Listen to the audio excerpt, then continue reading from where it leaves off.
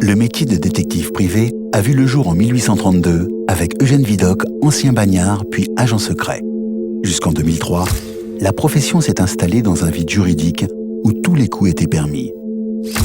En majorité anciens flics, il leur suffisait de se déclarer à la préfecture pour obtenir une enseigne de détective.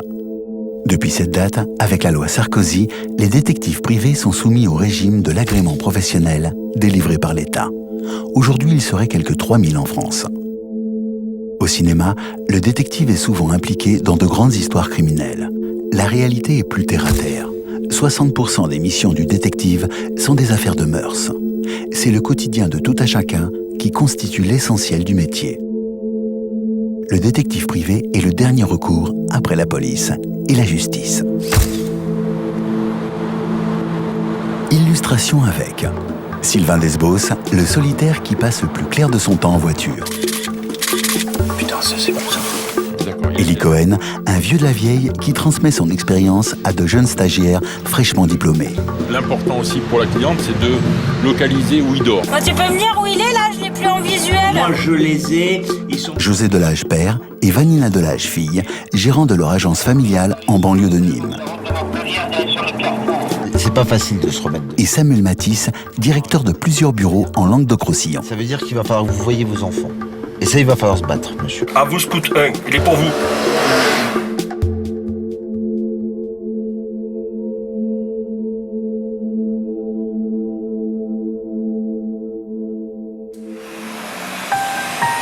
Sylvain Desbos, 40 ans, opère le plus souvent sur Paris et sa banlieue. Sa voiture, c'est son bureau. Il y passe le plus clair de son temps. Il a failli être flic. Le jour de son engagement, il s'est rétracté. Ce n'était pas sa mentalité. Après quelques filatures chez des professionnels pour se faire la main, il se met à son compte. Bientôt 10 années que Sylvain exerce ce métier avec passion. Aujourd'hui, il va planquer devant un immeuble pour filer une jeune femme. Donc c'est une femme, c'est une asiatique qu'on va suivre. C'est une filature normalement à pied. On va se poster là. Donc c'est une affaire familiale en fait. C'est une femme, bon, elle soupçonnait, elle savait que son mari avait une maîtresse. Mais là, en l'occurrence, c'est un peu plus complexe parce que lorsqu'il voit cette femme-là, chaque fois qu'il la voit, il lui verse 2000 €, grosso modo. Ah bon? Voilà. Ça fait cher la passe. Non, c'est d'amour. Non? Ouais. Donc la cliente était persuadée que c'était de l'amour, qu'il allait y avoir une relation bien plus durable à l'avenir et des projets en commun. Visiblement, je l'ai remis un petit peu... je lui ai expliqué un petit peu que ça ne pouvait pas se passer comme ça, au vu de la personne qui fréquentait. C'est-à-dire? C'est une masseuse dans les salons asiatiques. Voilà. Regarde ça, putain, bordel, t'appelles ça une bagnole propre.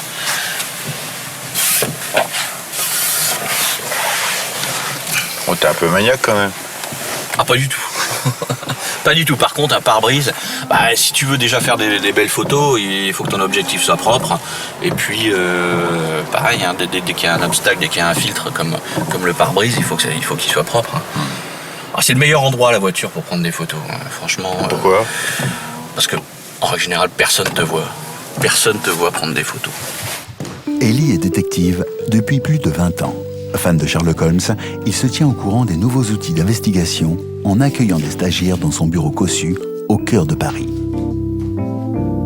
Bertrand, ingénieur en informatique, Guillaume, jeune retraité de la police, fiers de leur diplôme d'agent de recherche privé, vont profiter de l'expérience d'Élie. Il leur prodiguera force conseil tout au long de leurs 3 mois de stage. Un échange de bons procédés. Élie décide de mettre dans le bain nos jeunes diplômés dès le premier jour. Bienvenue chez moi, hein, déjà. Ça me fait plaisir de vous recevoir. On va essayer d'avancer tout doucement dans le métier, bien sûr. Je vais essayer de vous montrer certaines bases, certaines pratiques, mais je suis persuadé que vous allez m'apprendre plein de choses. Quels sont les types d'affaires les plus fréquents que vous êtes amenés à traiter? Commerciales, litiges commerciaux? On ne peut pas faire uniquement du particulier. On ne peut pas faire uniquement de l'entreprise. parce que il y a de temps en temps des demandes aussi qui arrivent, et puis il n'y a pas beaucoup de boulot de l'autre côté, donc il faut savoir prendre un peu toutes les affaires. Donc moi, ce que je fais ce que peut faire un agent de recherche privée. Premier exercice pratique pour Bertrand et Guillaume. La cliente soupçonne son mari d'entretenir une liaison. Il recevrait du courrier de sa maîtresse à une deuxième adresse. Élie, le prof, accompagne nos 2 apprentis pour la première vérification. L'adultère, c'est la routine pour Élie, pas pour nos 2 stagiaires. Donc on a même le code normalement. On va voir ce qui correspond. Vas-y. Ça marche. On a le code.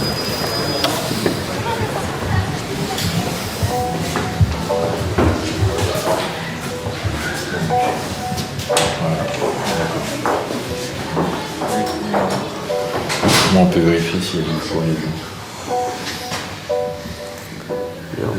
Il n'y a pas beaucoup de lumière, mais il y a quelque chose dedans. Non. Ah, j'ai pas pris ma lampe. Enfin, il faut qu'on prépare une lampe et un miroir. Lequel?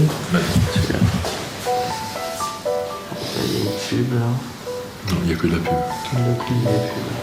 D'accord. L'important maintenant, c'est de pouvoir affirmer que monsieur reçoit toujours du courrier ici et éventuellement qu'il a qui viennent ou qui rendent visite peut-être à son ami à cette adresse-là. Voilà. Et ensuite, l'important aussi pour la cliente, c'est de localiser où il dort. Le terrain, c'est ce qu'il y a de plus dur, les filatures, c'est ce qu'il y a de plus dur. Donc beaucoup d'agences manquent de fileurs. Donc il suffit de leur dire qu'effectivement, ils vont vous mettre sur des affaires simples au départ, et puis voir un petit peu ce que ça donne. Si déjà, c'est un métier où il y a une bonne part d'honnêteté, on vous dit d'être en place là à 7h, il ne faut pas y être à 7h30, parce que c'est-à-dire qu'à 7h, la personne qui vous a donné l'affaire a jugé bon de vous mettre là à cette heure-là, parce qu'il peut se passer quelque chose à partir de cette heure-là. Donc déjà, ponctuel, et puis être honnête, être concentré sur ce qu'on fait, et dire réellement voilà ce qui s'est passé, et puis voilà. Et puis ne pas avoir peur, parce que n'importe quel fileur, n'importe quel enquêteur loupe une filature. Des fois aussi, on lâche une filature parce que ça devient entre guillemets risqué. D'ailleurs, ça sort là.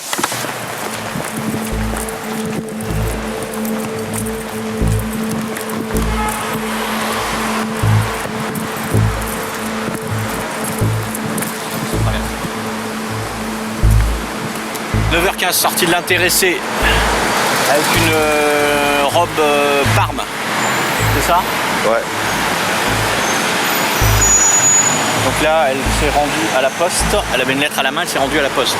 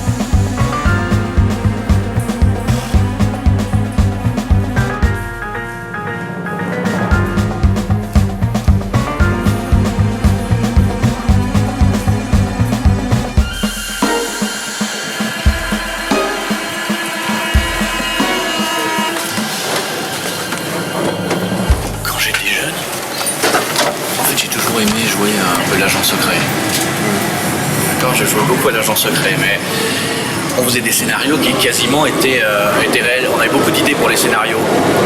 Et moi, je reste marqué par un événement. Quand j'avais dû avoir 8-9 ans, j'ai vu une interpellation d'un type qui avait un attaché-caisse. Mais discrètement, tout s'est fait en douceur, sans aucun bruit. Un type avait un attaché-caisse et devait faire une transaction ou un truc comme ça. Il attendait dans un endroit et Et d'un seul coup, 2 types sont arrivés en civil, ils le regardaient, et 2 autres sont arrivés, et ils ont rattrapé le mec sans rien, ils lui ont passé les menottes et ils sont partis avec son attaché-caisse. Et ça m'avait marqué parce que nous, on jouait à l'agent secret. Donc après, combien de fois j'avais commandé un attaché-caisse à Noël, et j'étais content que on faisait des situations un peu similaires qui étaient quasiment... Et on s'amusait beaucoup avec j'avais des amis, mon frère et tout, on s'amusait beaucoup à ça. Et j'avais même commandé un magazine qui s'appelait, qui était fait pour les enfants, qui est très, je l'ai retrouvé il y a quelques mois de ça, qui s'appelle le manuel de l'agent secret. Le petit manuel de l'agent secret. Alors, où on y explique comment surveiller avec le journal, donc en faisant 2 trous, comment suivre, tromper l'ennemi en échangeant ses chaussures, pour faire croire qu'on va dans un sens alors qu'on est dans l'autre. Hein. Tout un tas de trucs comme ça, comment faire des messages codés. C'était très amusant.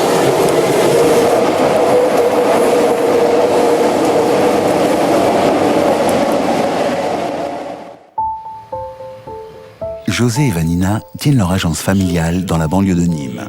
La jeune femme vient d'obtenir son diplôme d'agent de recherche privé. José, magicien et hypnotiseur à la retraite, a rejoint sa fille pour gérer l'entreprise familiale. Qu'est-ce qui t'a amené à choisir cette branche ?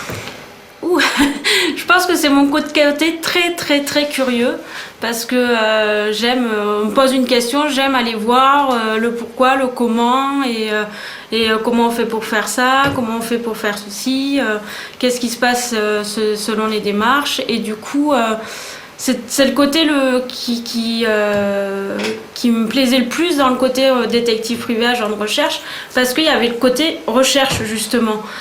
Et après, bon, c'est vrai que faire de la filature, suivre les gens, ça a un côté, comment dire, pas cinématographique, mais ça reste quand même mythique comme profession parce que qui n'a pas rêvé d'un jour de jouer les détectives privés ou de se faire passer pour un personnage au but d'une mission quelconque. Tout le monde, je crois. Féru de technologie, José dispose du matériel de parfait détective. Des lunettes et un stylo avec caméra intégrée permettant de filmer dans la plus grande discrétion. Posées sur les yeux, donc elles sont totalement discrètes. Il y a notre gadget, c'est le stylo, qui est un vrai stylo. Donc nous avons les photos. Ouais. Il y a 2 enfants qui sont là, 8 ans et 11 ans. On va le mettre sur l'ordinateur. Voilà, donc la difficulté avec le stylo, c'est le cadrage quand même. Des fois, on n'arrive pas à bien cadrer. Là, j'ai les yeux, le front de Vanina. Ce qui se passe, c'est que c'est papa qui, lui, va prendre les rendez-vous, va avoir l'entretien avec la personne, négocier les tarifs, voir la durée. Et une fois qu'il a fini tout ça, on se voit tous les deux et il me présente le dossier et après on prévoit la date de commencement et puis ça roule quoi. Aujourd'hui, son client pense être un mari trompé. José va utiliser une mouche GPS pour filer la femme adultère. 30, 93. Ce que je vais vous proposer, si vous êtes d'accord, c'est toujours pareil, si vous êtes d'accord, je vous remettrai un boîtier GPS que vous allez dissimuler dans sa voiture, mais c'est vous qui allez le dissimuler. Nous, on n'a pas le droit d'ouvrir la voiture. Donc, c'est vous qui allez dissimuler ce GPS. Si vous avez les clés de sa voiture, vous le mettez par exemple dans le coffre, vous le mettez sous la roue de secours. Si vous n'avez pas la clé de la voiture, parce que le mettre à l'intérieur, c'est vraiment ce qu'il y a de mieux, à partir de ce moment-là, je vous fournirai un boîtier aimanté et vous le poserez sous la carrosserie. Bon. Pourquoi ? Parce qu'à partir de ce moment-là, nous allons pouvoir mettre un agent beaucoup plus loin que votre maison. Et nous allons paramétrer cet appareil de façon à, lorsqu'elle va bouger, eh bien, savoir à quel moment elle va partir. Affaire massage. Après 2 changements dans le métro, Sylvain continue de filer la jeune femme préposée aux massages érotiques.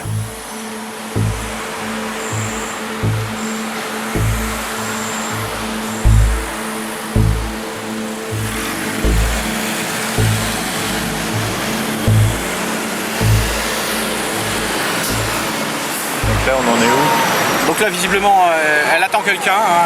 Elle ne se rend pas sur un lieu de travail parce qu'elle aurait été plus ponctuelle que ça. Donc elle s'est rendue dans le magasin d'ameublement qui est juste en face, proche de... Mais j'ai l'impression que c'est pas parce qu'elle devait y aller. J'ai l'impression que c'est pour attendre en fait. Elle attend quelqu'un. Hein. Quand quelqu'un sort d'une station de métro comme ça, passe des appels. Un rencard. Elle a un rendez-vous. Donc j'espère quand même qu'elle travaille, qu'elle va nous amener dans un lieu fixe. Et qu'elle ne michetonne pas uniquement les mecs au coup par coup, quoi, parce que là, ça serait un peu galère.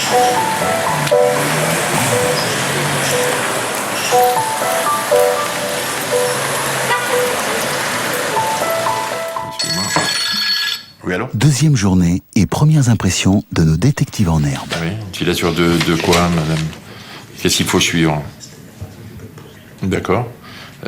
Il faut savoir que le minimum de mission, c'est 4 heures. Pour 4 heures, c'est 350 €. D'accord. Non, mais moi, encore une fois, c'est le minimum de mission, c'est ça. Maintenant, si vous pensez qu'il faut 2 heures, ben, on sera obligé de vous facturer quand même 4 heures. Voilà. Je vous en prie, bonne journée, au revoir, madame. Bon. Qu'avez-vous pensé de votre première journée de stage ? Est-ce que vous en avez rêvé cette nuit? Est-ce que vous voyez déjà en haut de l'affiche?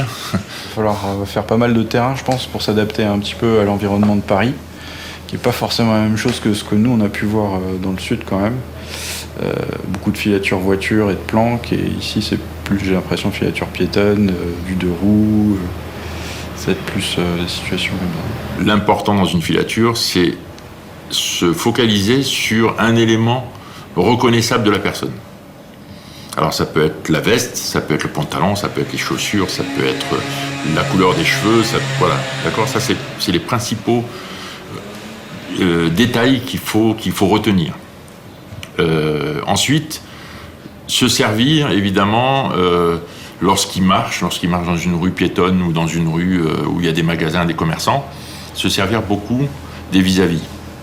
Se servir beaucoup des miroirs, des vitrines, etc., pour avancer en même temps que lui et sans regarder dans sa direction.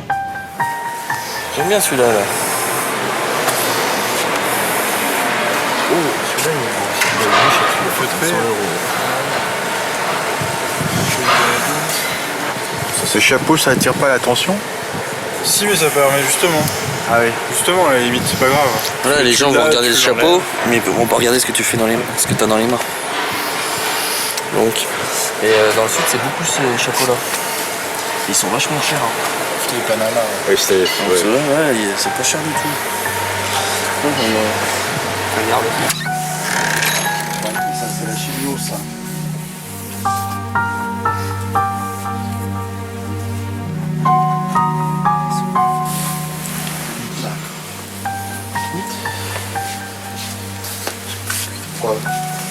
Ah oui, ben ça c'est pas grave. Ok Camille.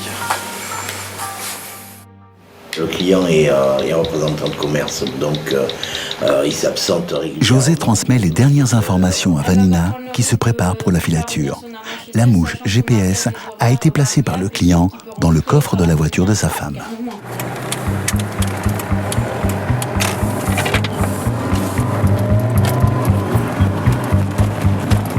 Ils viennent de repartir, tu m'entends là? Oui, je t'entends loin, mais je t'entends. J'ai 2 voitures entre moi, donc je les vois pas spécialement. Hein. T'inquiète pas, de toute façon je les ai moi, directement. Tu fais gaffe parce qu'ils se sont arrêtés là. Bah, tu peux me dire où il est là? Je l'ai plus en visuel. Ils sont passés sous l'autoroute de la Languedocienne. Oui, alors ils sont actuellement sur la route de Montpellier en direction de Carrefour. En plus, on se prend une tortue, quoi. Ah, c'est vraiment le genre de voiture qu'il faut pas avoir dans une filature. Alors, où est-ce qu'ils sont? Ils sont à nouveau à l'arrêt. Fais gaffe, connaissant un petit peu le secteur, j'ai l'impression que c'est qu'ils sont arrêtés dans une impasse.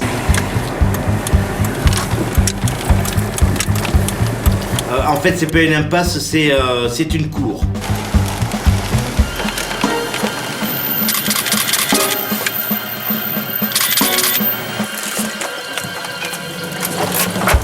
J'en ai une qui est bonne. Une là, non, ça, tu vois, ça donne rien du tout. Bon, celle-là, elle est pas très jolie. Par là, là. Celle-là, là. Par ici. Ah oui, là, regarde, la mer sur la nuque. Et les dernières, là, voilà. Les 5-6 dernières. Oui, regarde. Regarde, ça, regarde la façon dont ils se tiennent, c'est équivoque. Hein. Ouais, elle peut lui dire quelque chose à l'oreille aussi. Oui, aussi, oui, mais... Voilà, là, oui. Ça, oui. C'est un geste plus qu'amical. Moi, je crois que c'est parfait. Qu'est-ce que tu en penses, toi? Bah, ça suffit tout au moins pour démontrer qu'il y a effectivement une liaison extra-conjugale après. Ouais. Après, s'il veut aller plus loin, on peut aller plus loin, mais c'est à lui de voir ce qu'il veut faire. Ouais, ok. Samuel dirige son agence comme une PME. Son groupe dispose de plusieurs bureaux dans le Languedoc-Roussillon. C'est peu courant dans cette corporation plutôt artisanale. Chaque lundi matin se réunissent les agents disponibles pour faire le point sur les affaires en cours. Dernière recrue, Sophie, qui vient d'obtenir son diplôme d'agent de recherche privé. Il y a eu des interventions déjà de fait? Oui. Qu'est-ce qui s'est passé? La première semaine, c'est moi qui suis allée. Effectivement, il s'occupait de l'enfant, il allait le chercher la petite le matin, le soir. Ouais. Sauf une inter où c'est la belle-mère qui s'en occupait. Je me suis dit que c'était un métier absolument passionnant. Passionnant humainement d'abord, parce que on a des rapports avec les gens, on les aide dans des situations parfois qui sont plus du domaine soit psycho-affectif, soit du domaine du droit, qui n'appelle pas forcément une intervention de notre part, mais pour lequel on sent bien qu'on a un rôle à jouer, pour des gens qui peuvent être dans des extrémités, hein. Par exemple, un père qui ne voit pas ses enfants est une extrémité dans laquelle on se doit, nous, professionnels, d'intervenir, parce qu'effectivement, la justice parfois est un peu longue, parfois pour des gens qui n'ont pas toute la connaissance de l'appareil judiciaire, ils ont des difficultés à sentir cela, ou à comprendre les rouages. Donc on va être là un peu en tant que guide pour les aider à faire respecter leurs droits. Être détective demande de solides techniques d'investigation, mais aussi une bonne connaissance en droit et un sens aigu de l'empathie. Samuel est à l'écoute de Gabriel, désespéré de n'avoir aucune nouvelle de ses deux jeunes fils depuis 2 années. Cet homme ne connaît pas ses droits. Bien entendu. Écoutez-moi. Oui. Ce que je vous demande, monsieur, si je m'occupe du dossier, oui, c'est que il faut pas que vous vous portiez dans la vengeance.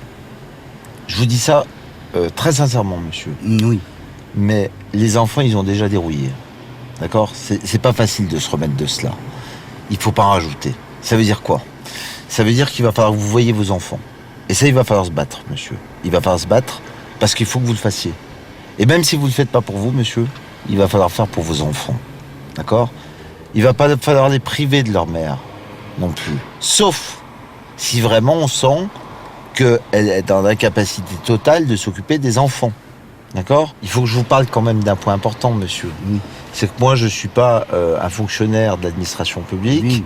Je suis un cabinet privé. Oui. Et la problématique, c'est que je vais être obligé de vous prendre des honoraires. Oui. D'accord ? Alors, normalement, une affaire comme celle-ci, c'est entre 1000 et 2000 euros. Oui. Entre 1000 et 2000 euros. Oui. D'accord ? Est-ce que vous allez pouvoir vous payer ce genre d'honoraires ? Bien sûr, je paye seulement. Je vais me faire partager un 3 ou comme ça. Vous voyez ? Oui, monsieur. Je vous donne le chiffrier. Oui, monsieur. C'est pas un problème, oui, mais il faut me aider. Oui, monsieur. Moi, je cherche quelqu'un qui me Alors, aide. simplement, voilà. Je suis obligé de vous parler d'honoraires parce que c'est mon métier. Ouais. Mais compte tenu de la situation, monsieur, on va se couper en 4. Avec les affaires de divorce et de séparation, les enfants sont souvent les otages du père ou de la mère. Les preuves fournies par les détectives assermentés peuvent permettre aux avocats et à la justice de trouver des dénouements plus équitables pour les enfants laissés à leur triste sort.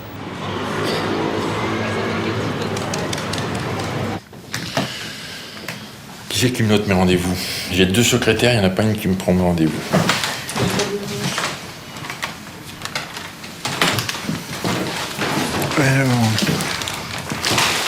La boîte aux lettres, vous irez tout à l'heure encore ?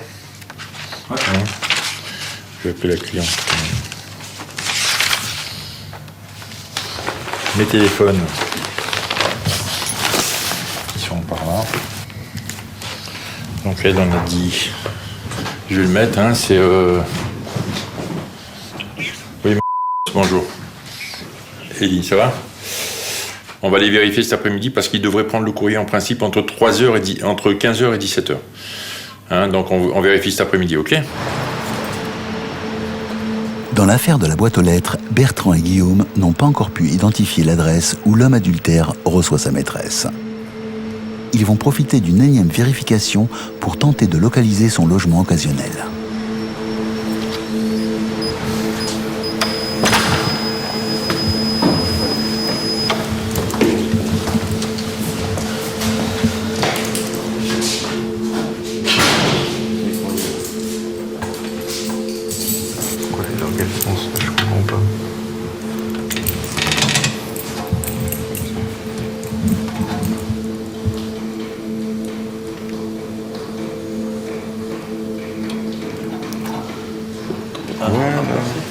Maintenant la boîte aux lettres et puis c'est bon.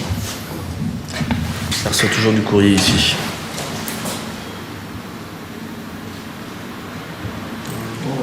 Comme le courrier n'a pas encore été relevé, Bertrand et Guillaume vont planquer, espérant tomber sur la cible.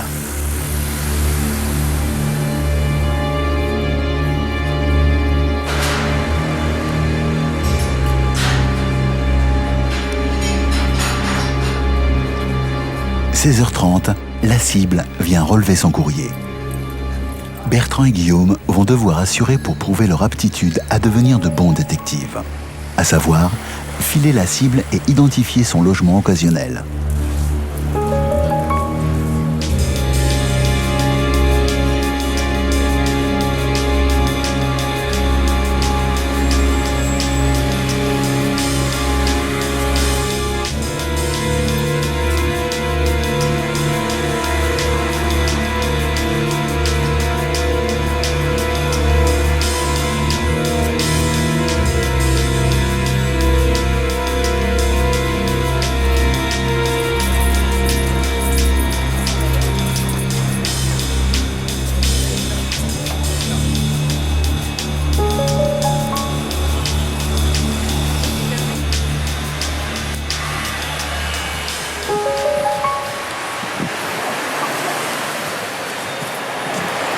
Ouais, Elie? Oui. C'est bon, il est rentré à l'hôtel là. D'accord. Donc qu'est-ce qu'on fait? On décroche, on passe dessus? Non, mais lâchez. Ok, bah, ça marche. À toutes.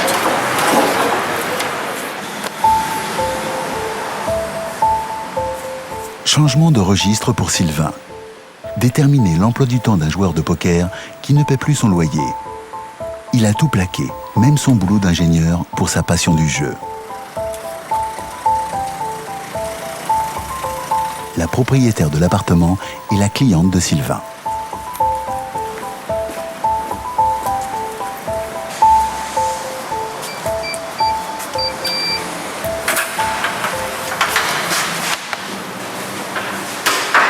Dans ces immeubles, le truc c'est qu'il n'y a pas de boîte aux lettres, donc on ne peut pas savoir si le courrier était ramassé. C'est le gardien qui distribue directement.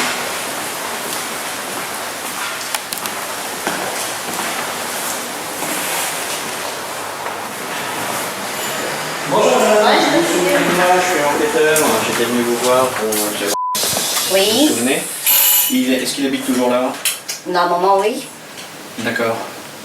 Vous le voyez en ce moment ou pas? Ben, je le vois dans la journée, n'importe quelle heure. N'importe quelle heure? Voilà. D'accord, ok. Bon, pas de changement donc? Non, pas que je sache. D'accord. On va essayer de se renseigner sur les prochains tournois, savoir s'il s'y rend. Donc, il y a l'Aviation Club de France, notamment. Mais rien que sur ce club-là, par exemple, en octobre 2007, il a gagné 25 000 $. 59 000 $ sur ce cercle-là. Alors, celui-là. Sur le club qui est juste à côté, il a gagné 16 000 €. Ça, c'était l'année dernière sur un tournoi de 2010. Donc, visiblement, ça ne lui a pas permis non plus de payer son loyer. Ouais, à mon avis, il est connu de tous les clubs qui sont sérieux, dans lesquels on joue entre professionnels. Ça, c'est c'est clair. Après, il reste à connaître les possibilités, donc pour pouvoir pour que l'huissier puisse faire des saisies sur ces montants-là, ce qui est à mon avis très compliqué.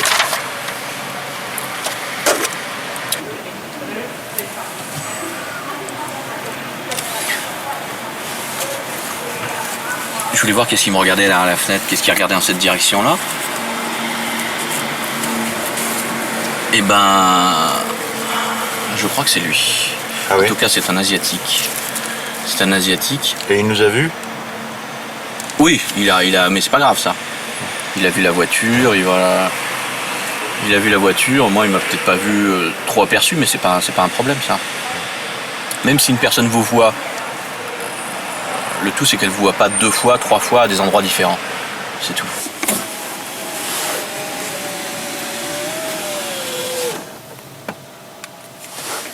« 10h25, j'aperçois un homme s'apparentant à l'intéressé en peignoir 10h27 en peignoir de bain blanc à la fenêtre.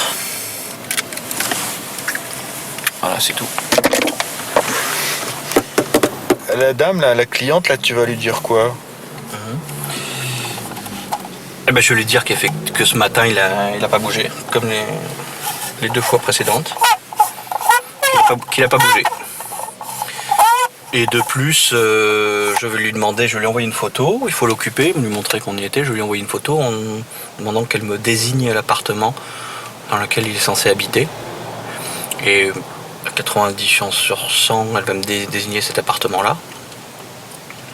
Et donc, j'aurai la possibilité de le dire que le type est bien là, de toute façon, ce qui m'avait été annoncé par la concierge. Il est bien là, et puis il a des horaires d'un patachon, puisqu'il se lève à des 10h. Et puis voilà. Et puis qu'il a été vu en peignoir à 10h30, donc... Il fait chaud tout de suite dans la voiture. Hein. Ouais. Madame... Oui, bonjour Madame... Sylvain Desbos à l'appareil. Bonjour madame. Bon, vous avez reçu mon courrier en réponse? Bon. C'était pour vous rassurer parce que j'ai vu qu'effectivement... Attendez, parce que je vous entendais mal. Vous me dites donc, il sort tous les matins? Oui, tous les matins. Bien sûr, il reste pas cloîtré chez lui. C'est un homme jeune, hein, il reste pas cloîtré chez lui. Alors ne me dites pas qu'il est tout le temps enfermé chez lui, parce que j'ai pas à le suivre quand il sort. Bien évidemment, il sort. Il est sorti devant nous, monsieur, au moins 3 reprises, aux heures indiquées par la concierge. D'accord, c'est-à-dire entre quelle heure et quelle heure? La conversation n'a pas longtemps.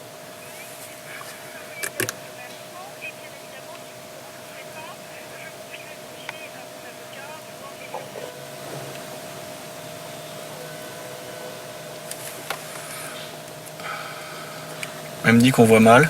Elle me dit faites bien votre boulot. Elle est agréable cette dame. C'est une connasse, c'est une véritable connasse, je l'avais vu dès le départ. J'aurais dû... Bon, qu'est-ce que tu vas faire alors? Hein? Elle dit que grosso modo que non, c'est pas vrai. C'est pas vrai. C'est pas vrai, il sort tous les matins, c'est quelqu'un de jeune, très dynamique, il sort tous les matins. Oui, mais s'il bosse... donc voilà. Bon. Qu'est-ce que tu vas faire, la laisse dire. Hein? Tu la laisses dire? Oui, je vais lui faire mon rapport négatif. Je vais quand même intervenir un soir, je vais aller regarder un petit peu ce qui se passe du côté des... savoir s'il sort le soir pour aller dans des cercles de jeu. Et puis là-dessus, je vais faire mon rapport. Pour pas chercher à s'impliquer plus que le client.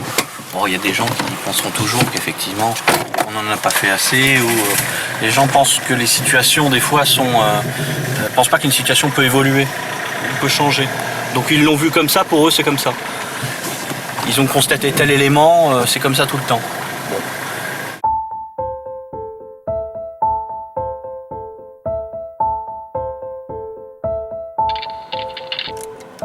Affaire poker, mercredi 22 juin, départ agence 19h, mise en place de la surveillance aux abords du domicile de l'intéressé, 19h30.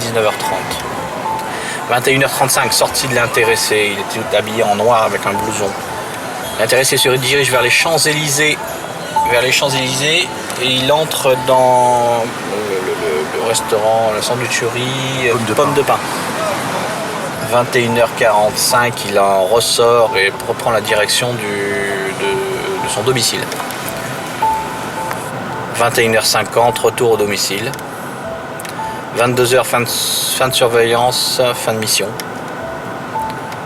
22h30, retour à agence.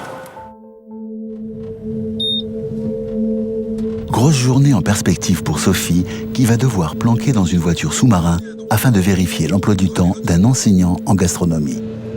Savoir, à la demande de la mère, si cette personne est en mesure de bien s'occuper de leur enfant. Avec la recrudescence des séparations, ce type de mission est en nette augmentation. Donc là, c'est un dossier qui est en cours depuis un moment. Donc on a déjà effectué des surveillances, mais également des filatures. Donc aujourd'hui, ce qu'on va faire pour éviter d'être quand même trop derrière lui à le surveiller, on a mis un agent au domicile et on va mettre un autre agent, c'est-à-dire moi-même, sur son lieu de travail, ce qui fait qu'on va se mettre en surveillance. L'agent va nous avertir quand il part de chez lui et nous on va constater l'heure à laquelle il est au travail.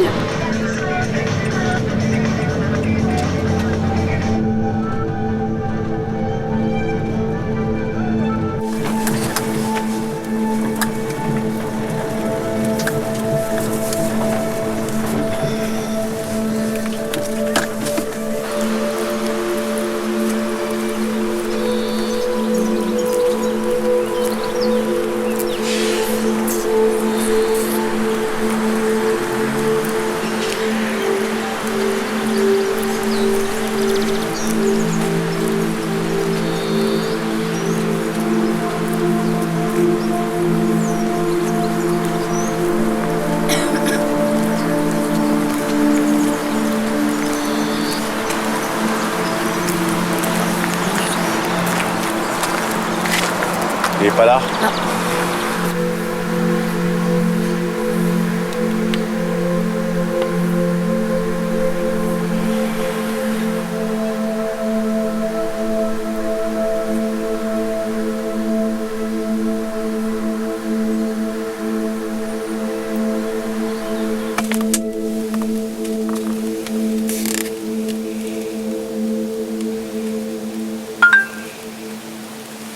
Donc Marie qui est à l'école vient de constater que la nouvelle compagne s'est effectivement chargée d'amener l'enfant à l'école.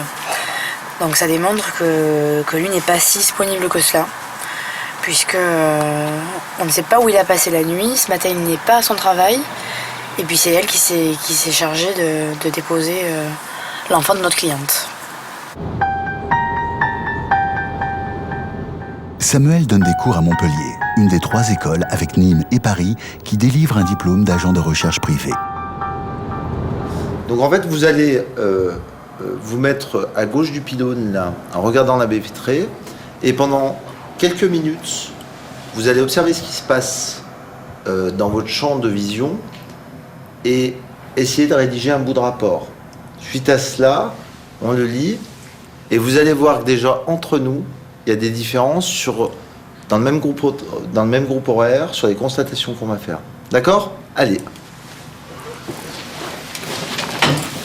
Ok, donc l'idée, c'est de dire qu'est-ce qu'on voit. Il y a la complexité de la retranscription, et puis il y aura d'autres complexités. Les autres complexités, ça sera à un moment donné de se dire, il faut que je puisse voir sans être vu.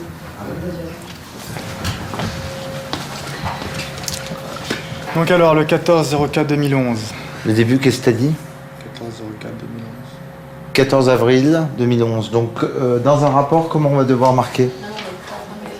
13. En plus, on est le 13. Ouais, super. Ouais. Alors, s'il y a une erreur de date, c'est une nullité de rapport, déjà. Au moins, vous êtes au clair. Si vous faites une erreur de frappe ou une erreur de date, pour une raison ou une autre, ça sera une nullité de rapport. C'est sûr, la partie adverse démontrera que c'était impossible que ça soit cette date. Camille, est-ce que tu pourrais me dire Qu'est-ce que c'est comme voiture, ça? Une Citroën. Ouais. Et une Citroën quoi? Je sais pas du tout. Voilà. Pourquoi je fais ça d'après vous?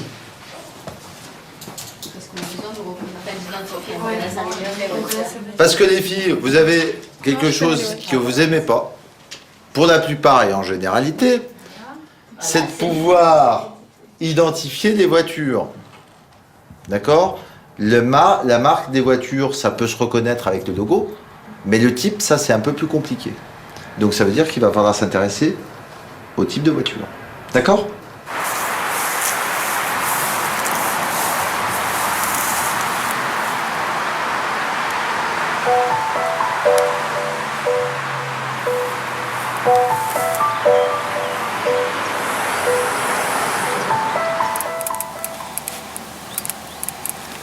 Monsieur est arrivé à 9h48 sur le travail, ce qui fait qu'il était vraiment dans l'impossibilité de s'occuper de l'enfant ce matin.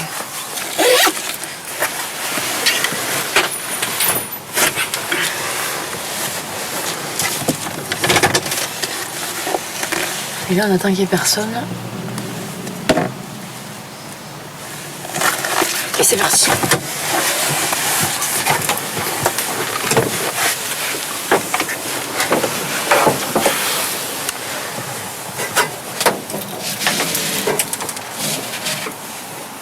Et là, avec les vitres teintées, on voit pas alors? Non, on ne voit pas de l'extérieur, sauf si vraiment la personne s'approche. C'est pour ça qu'on a mis un rideau de manière à ce que si on voit approcher quelqu'un, on le tire.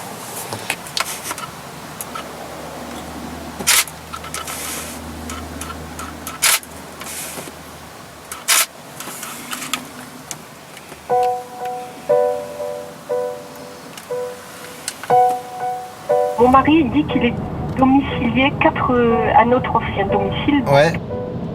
À Perpignan. Ouais. Et normalement, c'est là aussi qu'il reçoit nos enfants pendant leur séjour chez lui. Pour que notre travail puisse être recevable devant le juge des affaires familiales, il va falloir qu'on établisse les conditions de vie habituelles de monsieur. C'est-à-dire constater qu'il a une autre adresse, un certain nombre de fois, et aller interroger le voisin du rez-de-chaussée sans faire état de nos fonctions, mais une fois qu'on aura fait la première partie. D'accord, ouais. Coût de l'opération, madame, puisque c'est ce qui vous intéresse, entre 1000 et 1500 euros, et je vous donne un montant statistique.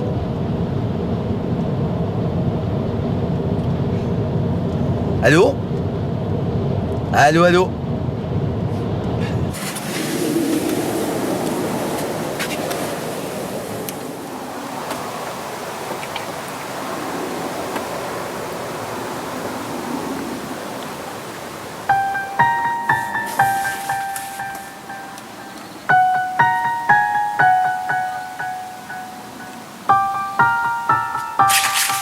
L'affaire massage est en suspens. Sylvain prépare un nouveau dossier. Vérifier la moralité d'un père de famille. À la demande de la mère, notre détective doit prouver que le père délaisse son enfant à domicile. Donc il faut aller voir un petit peu dans quelle situation se trouvent les enfants là-bas. Est-ce que ça correspond à ce que nous a signalé la cliente, à savoir, ils déposent les gamins à la maison, puis ils se sauvent et ils ne rentrent pas avant 2h, 4h du matin. Donc voilà, enfin, déjà ça correspond à ça pour qu'on puisse établir un rapport. Comme ils sont mariés, tu sais pourquoi la mère n'est pas avec les enfants? Enfin, les enfants ne sont pas avec la mère? Parce qu'elle n'a pas de logement pour les accueillir. Ah, d'accord.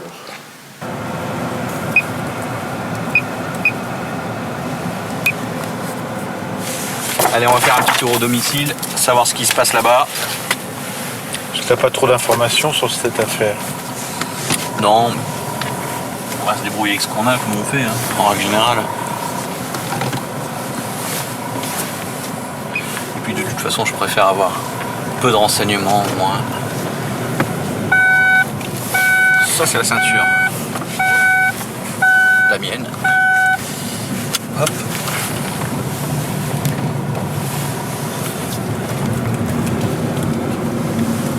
Donc on est... Ah bon, on n'est pas loin. Pas très très loin.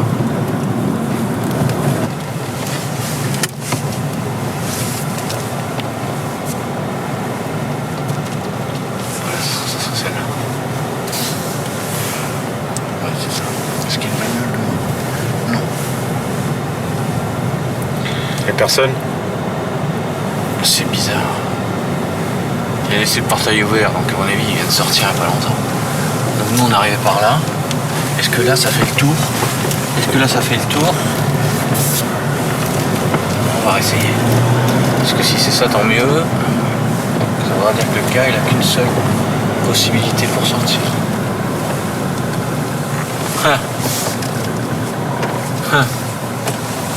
Et les clous, ouais. Jeudi 16 juin. Affaire celtique, départ agence 17h, mise en place de la surveillance aux abords du domicile de l'intéressé 17h30. Pourquoi tu l'appelles celtique l'affaire? Parce que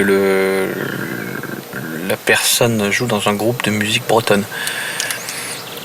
18h15, constatation, le véhicule de l'intéressé est garé dans son jardin.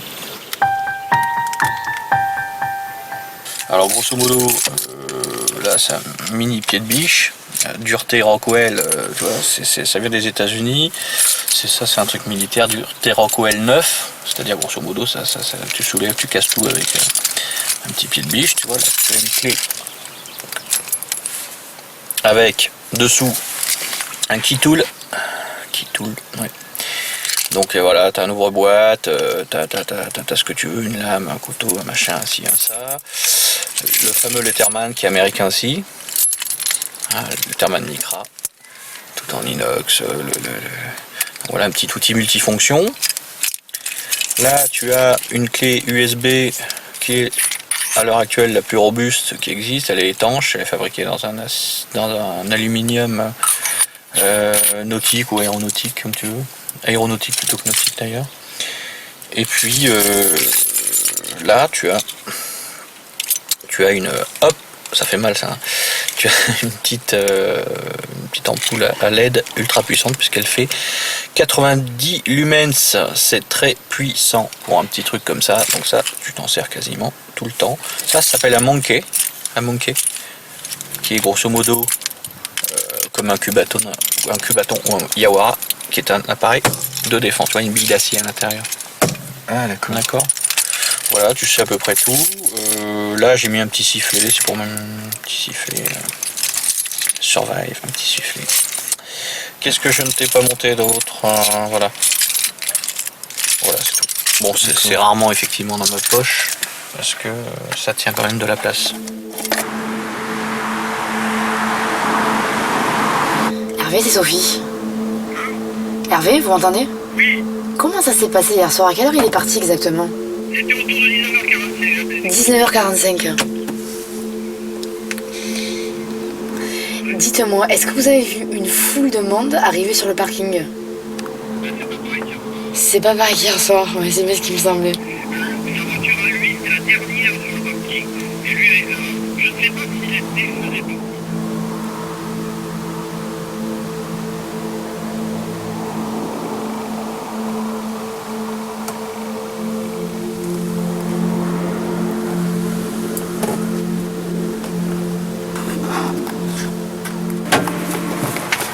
C'est le trophée de la glace 2011. C'est quoi tu dis? Le trophée de la glace 2011. Ce que je comprends pas, c'est que c'est dégustation et déjeuner. C'était un autre jour alors, aujourd'hui. Pourtant, c'est les deux affichettes, dont une qui est vraiment sur le portail. Donc, je pense qu'effectivement, il y a une dégustation. En plus, il rentre au rez-de-chaussée. Donc voilà, on en a pour la soirée. C'est la bonne nouvelle. Ça fait partie des aléas.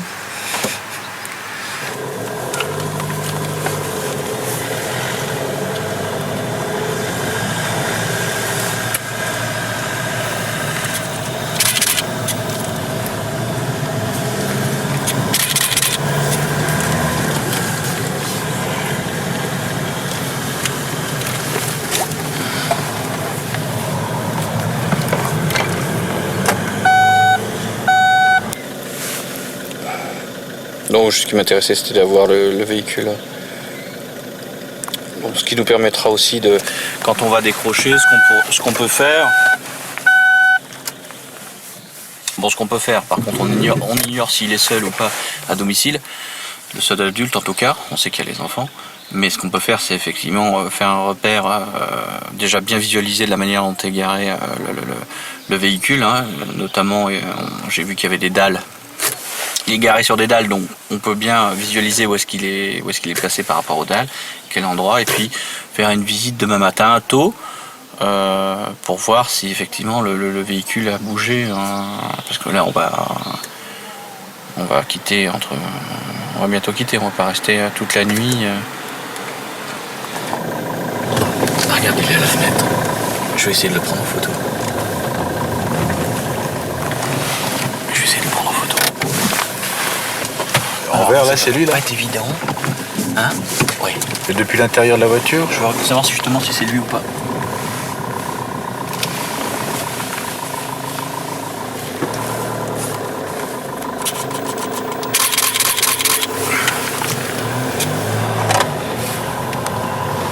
Tu l'as eu, c'est lui? On va pas partir tout de suite parce qu'il est en train de regarder. Je voudrais pas qu'il nous voit trop. Ouais, c'est lui. Par rapport à la photo? Ouais, c'est lui. Donc il est chez lui. Il faudra s'enseigner, savoir si c'est sa chambre, la chambre des enfants. Si c'est la chambre des enfants, ça veut dire qu'il vient de les mettre au lit à 21h30. Et tu me disais aussi que parfois il fallait se méfier des allégations des clients, qu'ils prenaient leur désir pour des réalités. Oui, des fois ils noircissent un petit peu le tableau en espérant effectivement qu'on va aller dans leur sens par exemple et fournir. Effectivement, des fois ça peut. Ils exagèrent ou de toute façon ils rajoutent. Il faut bien se dire dans ce type d'affaires, quand c'est des séparations, c'est un peu la guerre. La guerre, ouais. Est-ce que parfois un client, je parle donc en général, sous prétexte qu'il paye, est-ce que quelque part il veut pas influencer le détective, l'agent pour l'aider dans ses combines quelque part? Alors, le client ne le dit pas ouvertement, même si ça peut arriver. Effectivement, ils essayent peut-être des fois d'influencer un petit peu. À partir de là, il est important de toute façon de bien structurer son rapport et de bien démontrer ce qu'on a vu. Et puis de pas... voilà, c'est pas le client qui dicte ce qu'on doit mettre sur un rapport, ni sur une attestation.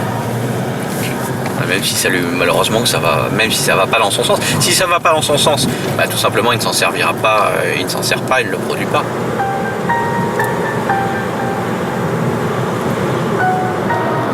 « 21h28, l'intéressé est au premier étage de sa maison, il est au téléphone. 21h30, nous cessons la surveillance. 22h, retour agence.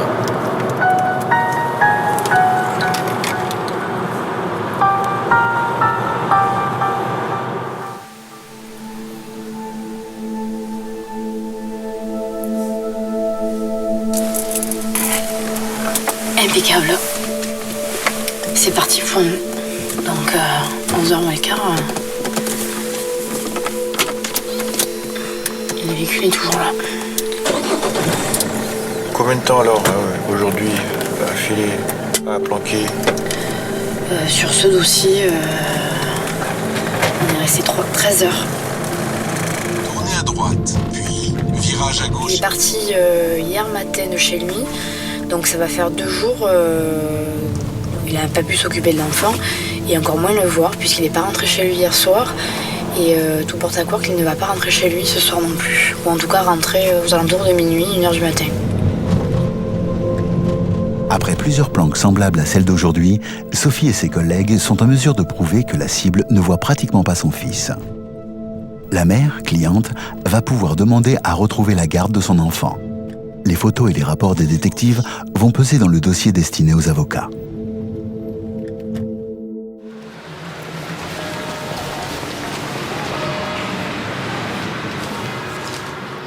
Ellie propose à ses 2 stagiaires une planque.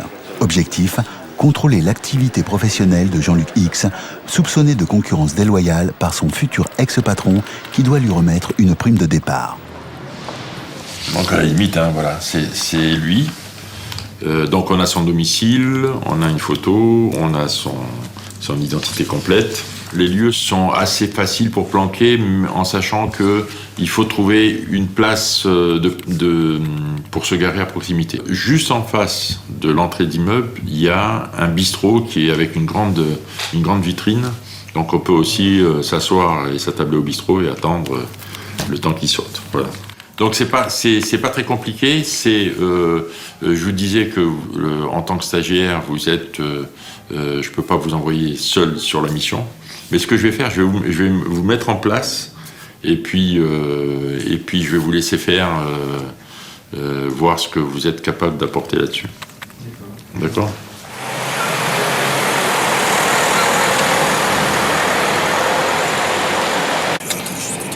Certaines missions peuvent paraître insolites, d'autres sont révélatrices de la crise économique actuelle qui peut attiser les convoitises, comme cette concurrence déloyale à laquelle Bertrand et Guillaume sont confrontés. Jean-Luc X aurait subtilisé le carnet d'adresses de son patron pour monter sa propre entreprise. C'est une photo récupérée sur Facebook. Libourg. Pur produit Facebook.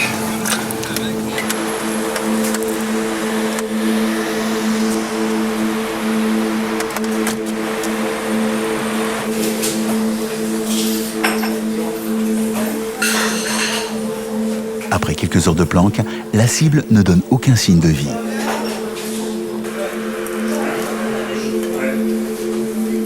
Seul résultat tangible, nos deux détectives ont pu identifier le gardien de l'immeuble.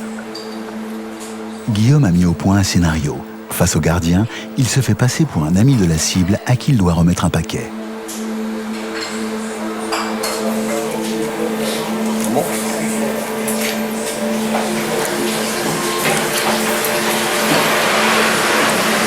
Je peux le dire.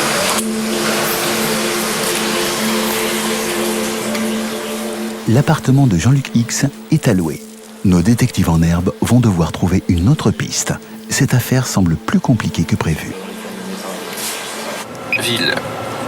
Et ben voilà. Bon, on va sauter sur une autre affaire, puisque c'est une affaire sur laquelle j'ai pas d'heure exacte sur laquelle intervenir. Donc après j'ai trouvé un créneau pour y aller maintenant. J'avais prévenu la cliente. Donc on va y aller.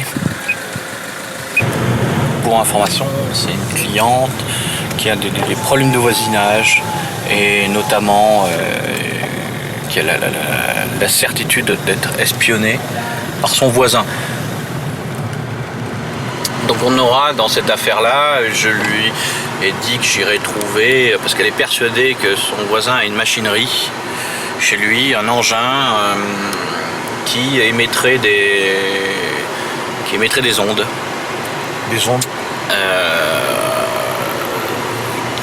oui, des ondes qui notamment donc l'espionne, et a un engin il est destiné à l'emmerder, et donc il a un engin qui émet des ondes et qui l'empêcherait notamment de dormir.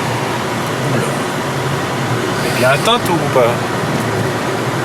Non, mais parce qu'elle est cohérente sur l'os. Quand c'est comme ça, c'est vraiment très cohérente sur tout le reste. Mais voilà, elle est persuadée, et puis c'est un entêtement, quoi. Ça peut aller souvent, ça va très loin, quoi. C'est une vive quasiment que pour ça après.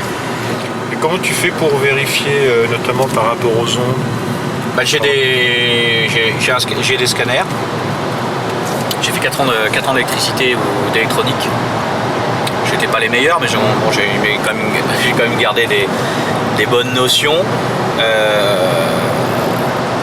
On sait grosso modo à quoi peut correspondre que ce soit des micros, des caméras cachées. Et j'ai réfléchi, il y a un truc que j'ai oublié de vous dire, c'est qu'il y a, vous voyez la fenêtre là où il y a les rideaux rouges, l'avant-dernier étage au coin là. Oui. En général, la nuit, c'est allumé. Alors, je ne sais pas s'il y a une coordination avec lui, mais la nuit où vous êtes venu, elle n'était pas allumée, cette fenêtre. Bon, alors ça, c'est juste de la gamberge, de l'intuition et tout ça. Et hier soir, de nouveau, elle était allumée. Mais moi, je dors dans ma hutte. Remarquez, il y en a pas mal qui sont insomniaques. Vous n'êtes pas c'est toujours cette fenêtre-là, quand même. Oui, bon, on a peut-être... C'est peut-être un hasard. Moi, c'était votre voisin, parce qu'effectivement... Oui. Mais j'ai dormi dans mon emballage habituel, quoi. Vous avez ramené le matos? C'est-à-dire J'ai dit, mais ouverture de survie. Là, je scanne, donc je fais un balayage de toutes les fréquences qu'il peut y avoir. Lui va capter toutes les fréquences, il va me les isoler. Et ensuite, je vais voir à quoi correspond telle ou telle fréquence. Hein? Si j'ai sollicité Monsieur Desbos, c'est parce que y a des trucs qui m'empêchent de dormir la nuit. Il y a des fréquences, des vibrations, des ondes qui, au moment de l'assoupissement, sont dans mes oreilles et m'empêchent de m'assoupir. C'est toujours au moment où je suis sur le point de m'endormir. C'est un peu comme quand on prend l'avion et qu'on descend ou qu'on monte trop vite. On a des petits craquements dans les oreilles. Bah là, c'est pareil. Et vous pensez que c'est quoi? Bah, je pense que c'est des trucs qu'on me balance pour m'enquiquiner parce que j'ai eu des ennuis professionnels à un certain moment et que ça n'arrive pas à s'arrêter, quoi. T'entends quoi? Rien de spécial. Ouais, taxi des fois. Un taxi qui utilise des... Et ça fait combien de temps que vous vivez ça? Ça fait longtemps, mais c'est par interruption. Là, ça fait depuis l'automne dernier que c'est sévère. Ça m'empoisonne la vie et la santé. Et vous n'avez pas songé à changer d'appartement? J'ai déjà changé il y a à peine un an, j'ai certainement rechangé, oui. Oui, je vais certainement rechanger. Et ça se reproduit à chaque fois? La dernière fois, j'étais chez moi, donc c'était plus difficile. J'étais dans un truc minuscule que j'avais choisi, que j'ai acheté parce qu'il était sous les toits. Et à côté, il y avait un débarras, et il n'y avait qu'un appart en face de la rue, donc j'avais essayé de bien choisir, quoi. Mais là, voilà, j'ai mal choisi, apparemment. Pas de chance, du voisin que j'ai au-dessus. Vous pensez que c'est le voisin du dessus qui est malfaisant? Oui, enfin, il est commandé par quelqu'un, commandité par quelqu'un, peut-être avec un petit peu de sous. Ou... oui, c'est pas lui, c'est lui, il n'est que l'instrument de gens qui m'en veulent, quoi. Il n'y a rien, mais on peut s'en douter aujourd'hui. Et même c'est un appartement entre guillemets qui est très peu pollué, il y a très peu de fréquences. Moi, il y a des fois où je lance, il va y avoir une trentaine de fréquences que j'arrive à isoler, quoi. Là il y a très peu de choses en fait. C'est une situation difficile à vivre pour vous? Oui, parce que pas dormir, ça rend dingue. Hein. Et je commence à avoir des problèmes avec mes yeux à force de dormir dans l'aluminium. Je vais aller le voir, votre voisin. S'il n'est pas là. Non, s'il n'est pas là, vous en faites pas, vous partez en vacances sereines, puisque j'avais dit que je passerais vous voir avant. Et moi, j'essaierai de passer un soir, et puis je vous tiendrai au courant, vous passez un coup de fil si vous voulez, quand vous êtes en vacances, vous me passez un coup de fil, et je vous dirai ce qu'il en a été. Ouais, d'accord.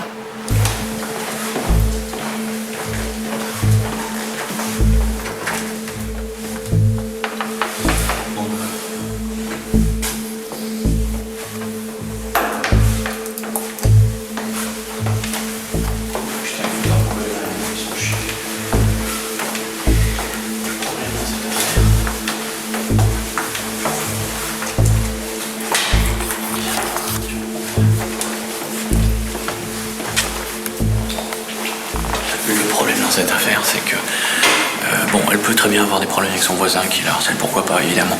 À partir du moment où ça va au-delà, c'est-à-dire qu'elle s'est mise à désigner la fenêtre en face de chez elle, en disant voilà, la nuit, est-ce que vous pensez que... Donc, le but du jeu, c'est que derrière ça, je vais appeler l'avocat, puisque c'est l'avocate qui m'envoie. Je vais en discuter avec l'avocate. Mais voilà, moi, mon travail s'arrête là. Après, évidemment, pour moi déjà, pour démontrer que j'ai bien fait mon boulot, et puis pour pas derrière, effectivement, c'est très facile d'abuser d'une personne comme ça en disant, bah voilà, là on n'a rien. Aller dans son sens, en fait. Si je vais dans son sens, je vais forcément abuser. En disant, bah là, c'est une personne qui est... c'est une personne qui est dans comment dire, qui est faible, hein, Donc si moi je dis qu'effectivement on n'a rien trouvé, mais il y a peut-être un doute, effectivement, il faudra revenir le mois prochain. Ben, je peux prendre un abonnement, je peux venir quasiment toutes les semaines, tous les mois, et puis grosso modo, la faire payer tous les mois. Or, l'honnêteté de mon travail consiste justement à dire, madame, chez vous on n'a rien trouvé, il n'y a rien, vous pouvez être tranquille, essayez de la rassurer. Par contre, je vais prendre contact avec son avocat pour bien lui expliquer ce que j'ai fait.